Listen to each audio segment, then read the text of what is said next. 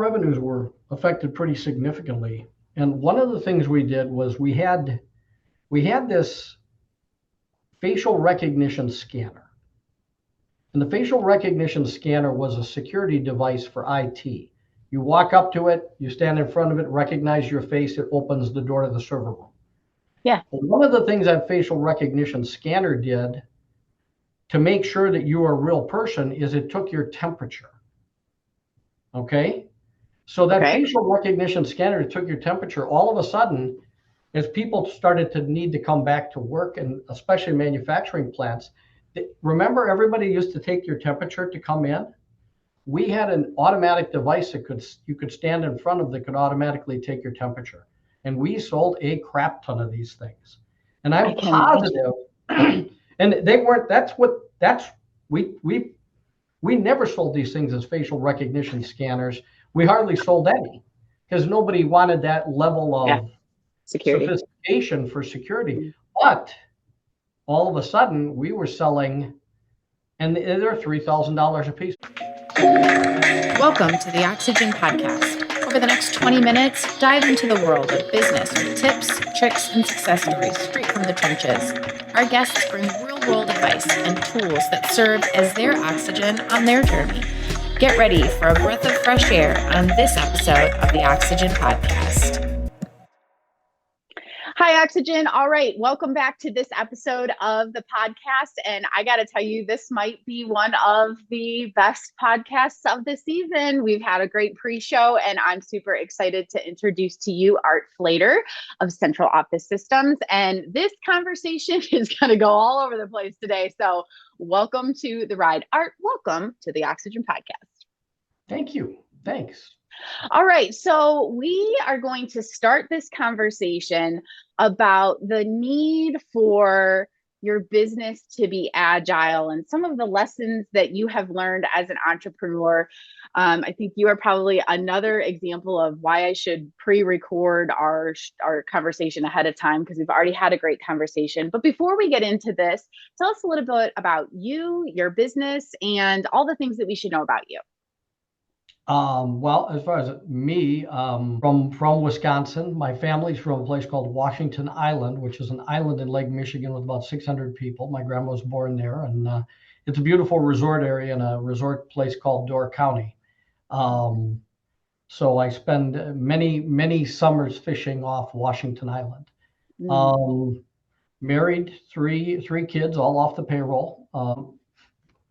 Married to Kathy since 1995. I love that.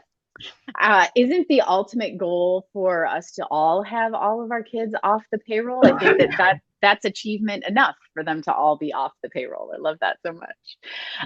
All right. So you and I actually are a great example of connecting via social media and creating a connection of just common backgrounds and all the things. So I love it when we get to a point where this is the synergy and these are the conversations that we have when it's the result of connecting over social media. But one of the things that I wanted to ask you about is how you interact on social media.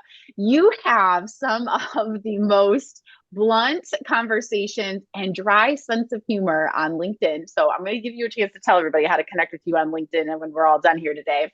But tell me about your presence on LinkedIn and what that means to you, how you interact on LinkedIn.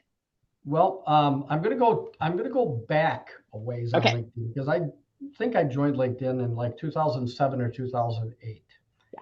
And when you join LinkedIn, they have like a little quiz, and it says, okay, put down where did you work and what did you do?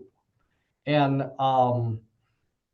so what I did was I put down where I worked, and I put, where did you go to college? And I put down where I went to college, and I put, I was kicked out of the honors program at Marquette University, which I was, and I ended up with a couple different majors because I couldn't do differential equations, so I'm not going to be an engineer. And then I couldn't do organic chemistry, so I'm not going to be a pre-dent or a pre-med student. So I ended up in political science, and I made fun of the political science background because anybody can get a political science degree. My daughter got one, and so that could show you. So I wrote what was a very humorous profile. And if you go back and Google it, you can probably find funniest LinkedIn profiles. You might find mine back there. But I had a very funny LinkedIn profile, and what it did was it blew up the SEO on my website for my company, because people found my LinkedIn profile from all over the world. The Australian Financial Times did an article about me. I could get an article written about me everywhere but in frickin' Milwaukee, Wisconsin, where I live, because those people, the reporters, knew me, and they're like, well, he's not serious. We can't do an article about him. So I have all these. There are a couple books from in England about how to succeed on LinkedIn that have a chapter about me. Oh my gosh. And so because I had a funny LinkedIn page, so everybody came to this funny LinkedIn page. Then they would go to my website and they're like, well, no, it's just a copy machine company. But so many people went that it pushed my SEO up. And then I hired a marketing company who said that I need to be more authentic. And then when they saw my LinkedIn page, they're like, well, we can't be that authentic. I mean, this is too authentic, because I think one of my jobs when I was a sales manager, they say, like, what did you do? And my title was sales manager. And, what did you do? I sat in my chair and bitched at sales reps is what I put down for what I did, which is kind of what I did as a sales manager. I mean, sometimes I get out of my chair, but bitching at sales reps was my job. Oh my God. So I had all this, but then they made me change it. And they made me change it to a regular LinkedIn profile. So I have a regular LinkedIn profile now that says what I do. It's very, guess what? I help people, make their computers and their companies work and so on. And great. And that's what I do. I mean, I do help people make their computer systems work better, their companies, and protect them from ransomware and stuff. But they can't stop me from making smart-ass comments, even if I have a serious profile. And it turns out that a lot of people read these things. They do. I'm telling you, it's very interesting to me. By the way, I did not know that backstory. So that makes this whole interaction that much better. It's amazing to me the people who I interact with on LinkedIn pretty frequently, because I have a large community. I have a large group of people who I coach and know fairly well, who then you bump up against on LinkedIn, and they're just not sure what to do with you. You make a comment and they just shut the conversation down, like right now, because your dry sense of humor or your candidness, depending on the topic, they can't move the conversation forward. And to me, that's very interesting when we start talking about how you deal with a different personality, especially online, especially when you can't make face-to-face comments with someone or get to know someone's personality or whatnot. Do we really give up that easily? Well, I mean, some people feel I might be malicious, and I'm really not. At best, I'm an angry guy who just writes an angry comment. But I try not to be malicious to people or anything like that. But if I use the term loser, that's just a term I use. And sometimes I'll like get ready to send a comment, and then LinkedIn says, language like this has been flagged. And what I've come up with is, if I use the term idiot or moron, those are terms that LinkedIn says, hey, it's dangerous to use those terms. But in general, I use those terms about myself. Oh. So I could say something like, well, I can't help it that I'm an idiot. And then LinkedIn says, well, you got to be careful about using that word. I'm like, I click, post it anyway, because whatever, because I'm not, I don't call other people idiots unless they are idiots. And then sometimes you just have to let them know, this is stupid. I mean, there are some posts that are so self-serving. And that somebody needs to help them understand, maybe you shouldn't post that. So, I think the other thing that I find really interesting, because you are as candid as you are, is that you are an ideal prospect for a lot of the posts that go up on LinkedIn, right? Like just being an entrepreneur who has some success, you are well educated, you are you have employees, like the profile on paper, quote unquote, that you sit in, you are an ideal prospect for a lot of people. But a lot of the posts that go up are not necessarily targeted to you, and you have the willingness to say, by the way, this post is horrible. Like you even kind of call me out on them a couple times, like, Kat, what is this? And I'm like, oh God, that probably is bad, right? And I'm also an entrepreneur who has employees and who, so if I post something that I wouldn't even want to read, what the heck am I doing? So it's interesting to me that first of all, there aren't really a lot of people who are willing to give feedback. And there also are not a lot of people who are willingly take it even from a stranger. So it's kind of unfortunate when you look at it from that lens. I just try and post some, if it's funny to me, Yeah. I will post it. If it's funny in my head, and then sometimes I will post it. And yeah. Every once in a while I'll post something serious. I have a car story that I probably am going to need to do 3 or 4 posts on. Well, that can be the leader for people to come and follow you on LinkedIn for all these great stories. I'm looking forward to the story. But this one is going to have to literally be posted in segments because it's so unbelievable. It's just, people will not, if I post it, there's going to be people who are going to look at it and go, well, that didn't really happen. And it all didn't really happen. And my wife just sits and laughs about it. All she does, she's like, I can't believe this is happening. I'm like, it's happening. She's like, well, it's kind of funny, isn't it? She goes, what are you going to do? I said, I can't fix the car. I don't know what to do.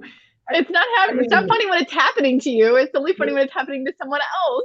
It's funny. Yeah, the way I look at it's funny when it's happening. It's funny when it's happening to me. You may as well have a sense of humor about it. And you know what? Every day, okay, so I don't have my regular car. I just find one of our company values is gratitude. And what I look at is, you get up in the morning and you go and you turn on the water and you take a sip of water and it's not the right temperature and you go, this is bullshit. This is bullshit. I don't want, this water's the wrong temperature. And you know how many people in the world don't get to turn on water of any temperature and it's not clean and you can't drink it out of the tap? And I mean, we complain about so many things that are so minor comparatively. I'm driving a really reliable, nice vehicle. It's not my car. Whatever. Yeah. I can be grateful that there's people who aren't driving a nice vehicle. Yeah. I'm not one of those people. I'm lucky for that. So if you just, I just look at it that way because it can always be worse. Sure. It can. I would go ahead. What do you think? Is that one of the things that you have learned throughout your journey of being an entrepreneur? And kind of, we were talking before we got started today about, the progression that you've gone through in just different stages. But is that one of the things you've come to, or have you always been someone who's very grateful first in life? I don't sound grateful on LinkedIn, but trust me. I know, that's okay. In fact, I come across as ungrateful because I think it's funny. It's funny to be so ungrateful to, go, oh, this water's wrong temperatures, Right. But no, in 2019, I had a really severe accident, life-altering accident. I was in the trauma center at the Medical College of Wisconsin, and it was and the trauma center is where they put the gunshot wounds and the motorcycle accidents. Yeah. And I didn't have a gunshot wound or a motorcycle accident, so I was like the healthiest guy in the trauma. Jeez. There's 32 beds. And I could get at one point I got up and walked the whole thing, 32 beds. That's how I know there's 32. But my window at the trauma center, my window looks out over over kind of a grassy, kind of nice grassy area, and there's Children's Hospital of Wisconsin is there. And I'm in the most pain of my life, and there's a guy in the next room, and he's screaming and moaning, just screaming and moaning. And they come in, the nurse comes in and she goes, well, what's your pain level? And it's got like the smiley face to the frowny face. You got to pick somewhere there. It's like 0 smiley face, 10 frowny face. And I'm hearing this guy scream in the next room, and I'm like, I thought it was a 10, but I'm going to go with 8. He sounds like a 10. And then you look out the window, and it was a nice day because it's early June when I had this accident. And there's parents who are wheeling their kids out in wheelchairs, and the kids have the, what do you call it? The bag. IV bags. IV bag. And clearly the kids are very sick, maybe cancer patients, whatever. And I'm sitting in the trauma ward, and I'm looking at that, and I'm going, I got no problems at all. Yeah. I'm not those parents. Yeah. You know what? I'm in the trauma ward, but I will get out. And I'm not those parents. Those parents got bigger problems than me. And that guy who's screaming and moaning, I think he probably had bigger problems than me. I mean, maybe whatever. Yeah. And that really clarified for me why you need to be grateful, because, and I made it my mission to make sure that my wife would not have to take care of an angry, ungrateful husband, because that's what was going to happen. I got out of the trauma ward and I went home, and I was out of work for probably 2 months. But guess what? I owned a company. Yeah. So that was pretty good. If I didn't own a company, things would have been a lot worse for me and for my family. But I owned a company, so I can be grateful for that. And everybody at work, much as they make fun of me here, everybody at work just said, well, we'll just do everything that Art needs to do. We'll just pick up the slack. And they all did, every one of them. Yeah. And, I mean, so I don't know. I mean, you got to be grateful. You just, if you're not, especially here, if you live in the United States, if you're not grateful, you need to just shut up. I mean, I think we've heard a couple of the guests this season, make comments about, find the thing that reminds you life ain't that bad. Right. Yeah. And obviously that, whether it's give back or find your moment of service or whatever that looks like for you, because the journey of being an entrepreneur is not gentle to you. And there's tough moments, but when it's tough, there's still somebody wanting to be just like you. And I think that's a really, you got to put yourself in a situation where you hear that a lot, because sometimes it's hard to remember. So I think that, thanks for sharing that, because I think that's, we all need to hear it very often. So we're glad you're all right. Okay, so one of the things that we said we were going to talk about was owning a business through the pandemic. And a lot of people don't realize that for those of us who survived a pandemic in our business, nobody had ever done that before. Like, we lose track of the fact there'd never been a global pandemic for those of us who are alive now. There'd never been a pandemic before. So if you survived it, that was a feat in and of itself. But as we were talking in preparation for this, it's kind of like, okay, well, let's hope that never happens. What value is that going to bring? I think what it brings is realizing that it gave you the coping mechanisms to be agile. So talk to me a little bit about that. Like, what do you think you and your organization learned coming through that helps you be ready for the next big change, whatever that is? Like, it could be anything. It could, I mean, it's a presidential election year. If you, depending on your political views, it could be that changing, or, whatever the next big thing could be. An accident from your CEO. What do you think you learned? And then what would you tell somebody coming up behind you? This is, I guess, a big question. If you don't think you learned anything, what should you be looking for so that you are ready for big hiccups? So when the pandemic hit, I had a copy machine company, and which I've successfully exited since then. But I had a big copy machine company, almost 50 employees. And I had a IT company, so a computer company. And when the pandemic hit, basically nobody printed anything. And that's how copy machine companies make their money, is by billing you on a per print basis. Yeah. And nobody needed to buy any copy machines because everybody went home. So there wasn't really there's zero sales for equipment, and the revenue stream for the monthly revenue stream that we had dried up quite a bit. And that was a challenge. Now the IT revenue started to move up quite a bit because everybody needed to go home. And And so they needed to basically get computers at home. They needed to, redo their networks and get remote access and things like that. So that helped there. But our revenues were affected pretty significantly. And one of the things we did was we had this facial recognition scanner. And the facial recognition scanner was a security device for IT. You walk up to it, you stand in front of it, recognize your face, it opens the door to the server room. Yeah. Well, one of the things that facial recognition scanner did to make sure that you are a real person is it took your temperature. Okay? So that facial recognition scanner took your temperature. All of a sudden, as people started to need to come back to work, and especially manufacturing plants, remember everybody used to take your temperature to come in? We had an automatic device that you could stand in front of that could automatically take your temperature. And we sold a crap ton of these things.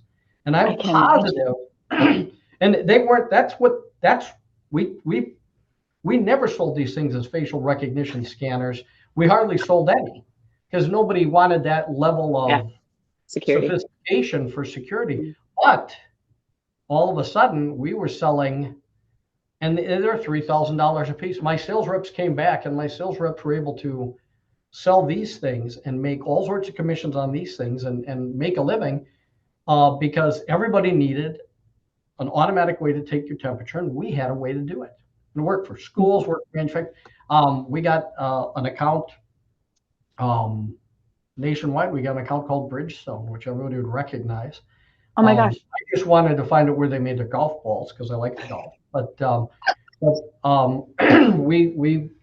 we sold these things all over, and so our pivot was to take an IT device and turn it into a medical scanning device. And I'm positive that almost none of these are in use anymore. I don't think anybody's using them anymore, but they had to get them. Yeah. And we sold them all over. I mean, we sold them in Vermont. I know we had facilities in Vermont buy them. I mean, like say, Bridgestone is all over the United States.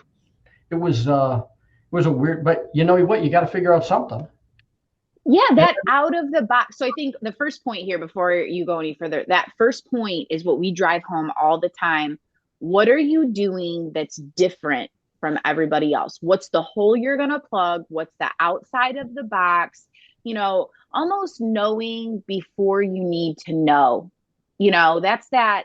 How much time do you give yourself to actually contemplate about what the heck you're going to do next, or the what if, not from a worry standpoint, but like where can I go? How much ingenuity can I have? Where is the next thing? I talk to a lot of people. I've never heard anybody do that. That is freaking cool. Like, I'm a tech nerd, IoT nerd anyways, and that's freaking cool. Hey, it was, we needed to do something, and we did see people needed it, and other companies followed and adapted. I had other large competitors of mine who saw what we were doing and started to do it themselves. And the only thing is, I probably got a 2-month head start. Okay. Before everybody figured out what's Flater doing, and then and it morphed because. I have friends who would copy machine companies, and then I went to them and said, well, you guys should do this because this will help. And so they did it, and I'm sure they pass it on to but I mean, and I'm not saying I'm the guy who came up with it. I don't know if I am, but we had here in my marketplace, we had about a month or two head start. I got a TV appearance on it where we showed how it was going to work. And I mean, it was, we set up a website on it very quickly. I suppose the website's still there. I have no idea. Never go there anymore. But yeah. So what would you tell somebody that is looking to, maybe in hindsight, look at their business or prepare to be agile again? Like, what are the lessons that you would tell somebody who's maybe not as far down the business path as you are? What would you tell them about being agile or being ready for another big hit? Just talk to your customers and see what your customers are looking for, and see what your customers challenges are. And and if you can figure out how to, get to your customers' challenges. So this is something that you're probably not aware of, even though you're an IT nerd. schools have all these Promethean boards or smart boards, which are touch screen boards. And every year, Smart Technologies, Promethean, they all change their software. So each year you get a new board, you're getting the upgraded software, but they don't, if you are a school and like you deploy these boards and you say, I'm going to put a third of them in one year, a third of them in the next year, a third of them in, what happens is there's 3 different sets of boards that you have in there.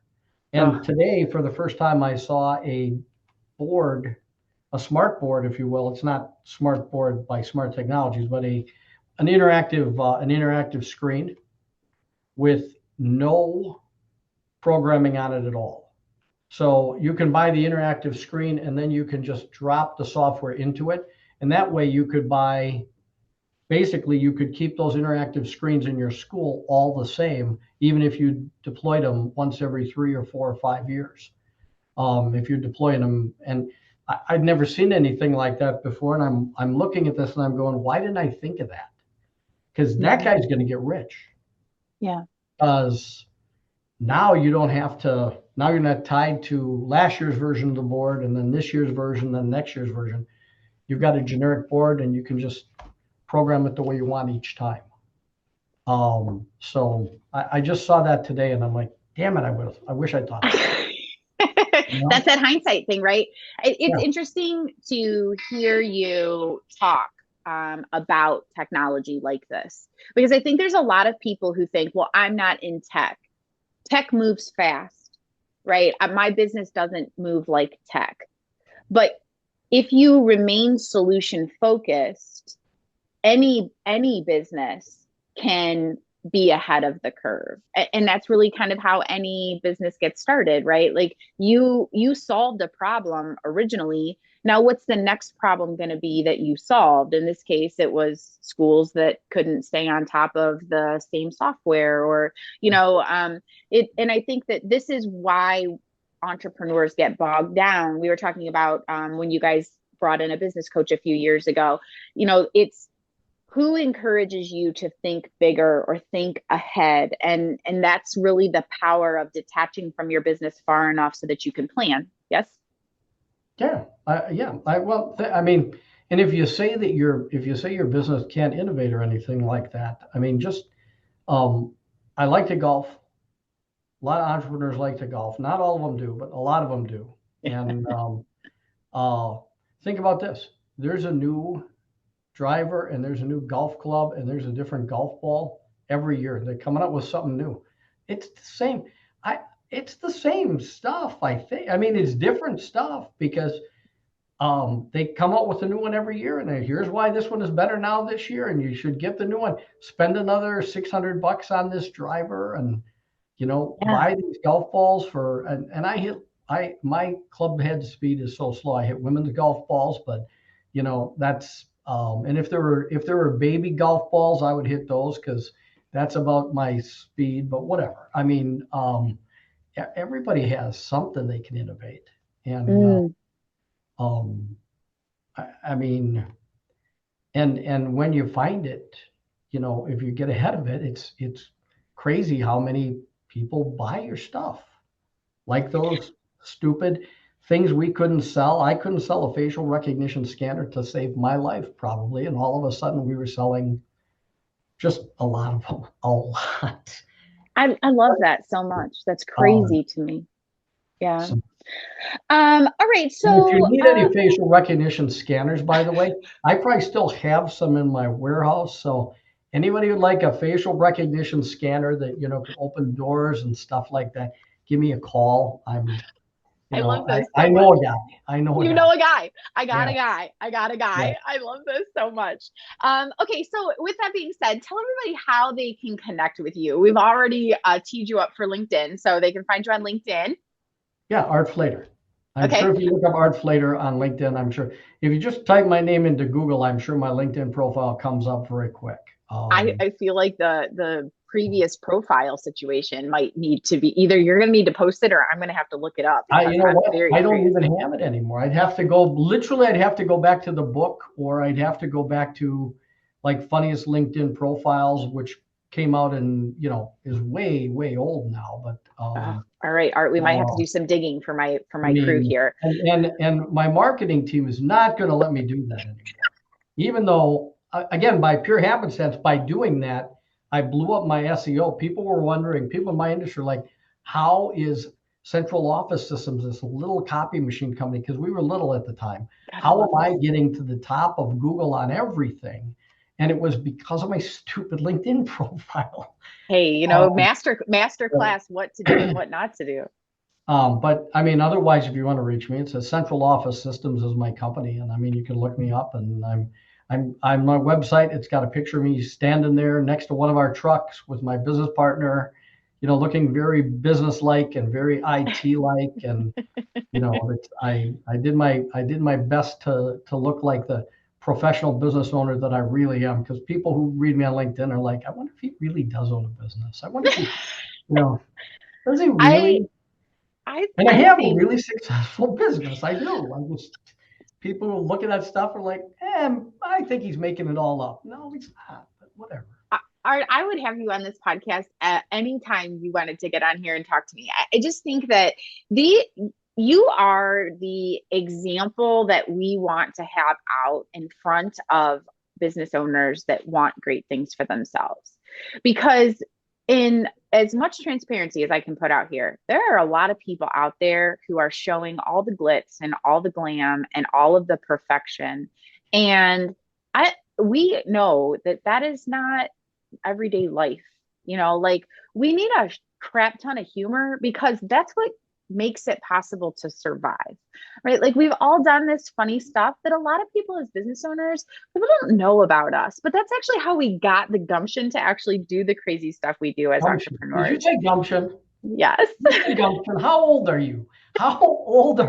I'm 29 and holding. Gumption. I'm sorry. We have to stop the podcast here, and we have to make it all about you now. If you're going to use the term gumption, oh my God. I am an old soul, Art.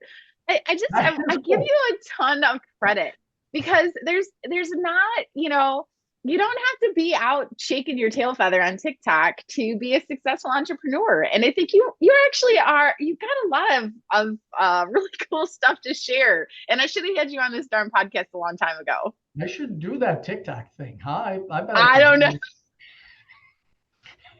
Only to improve your SEO. I heard your LinkedIn SEO was shaking a little bit. All right, one last question. I ask all my entrepreneurs, what do you need next? As entrepreneurs, we have a hard time knowing and naming what we need next. And I understand you are a very, very well-graduated coachee. So this should be well in your wheelhouse. If I ask you, what do you need next? What would be your answer?